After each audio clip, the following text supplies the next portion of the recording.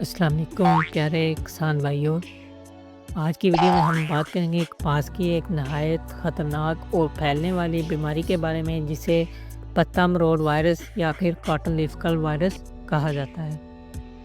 یہ بیماری فصل کی پیداوار اور کوالٹی دونوں کو بری طرح متاثر کرتی ہے۔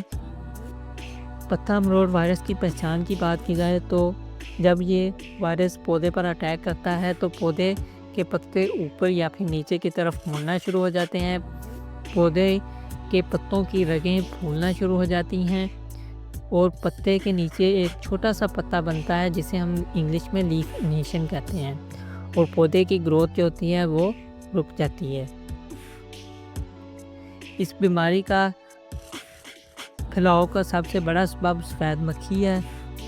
جب سفید مکھی وائرس زدہ پودے پر بیٹھ کر رس چوستی ہے تو وہ وائرس دوسرے پودوں میں بھی منتقل کر دیتی ہے۔ وائرس کے پودے پر جو اثرات ہیں ان میں پودے کی بڑھوتری جو ہوتی ہے وہ رک جاتی ہے، پھول اور بیج کم لگتے ہیں، پیداوار میں 30 سے 60% تک کمی ہو سکتی ہے، کپاس کی کوالٹی بھی خراب ہو جاتی ہے۔ عام طور پر گرم اور نمی والے موسم پتا مرور وائرس کو زیادہ پھیلاتا ہے، خاص طور پر جولائی تا ستمبر اس کا زور ہوتا ہے۔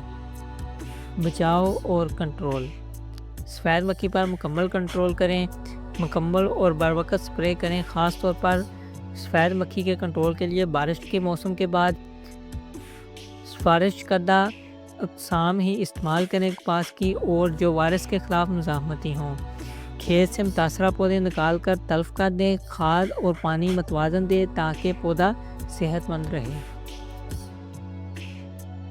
اگر آپ نے پتا مرور وائرس کو وقت پر نہ روکا تو یہ آہستہ آہستہ پوری فصل کو تباہ کر سکتا ہے، اس لیے احتیاط کریں اور اسپرے میں کوتاہی نہ کریں، اور سفید مکھی کی مانیٹرنگ روزانہ کی بنیاد پر کریں۔ یہ تھی آج کی ویڈیو پتا مرور وائرس پر۔ اگر آپ کو ویڈیو پسند آئی ہو تو لائک کریں، شیئر کریں اور اس چینل کو پسند دوست کو سبسکرائب کریں۔ شکریہ۔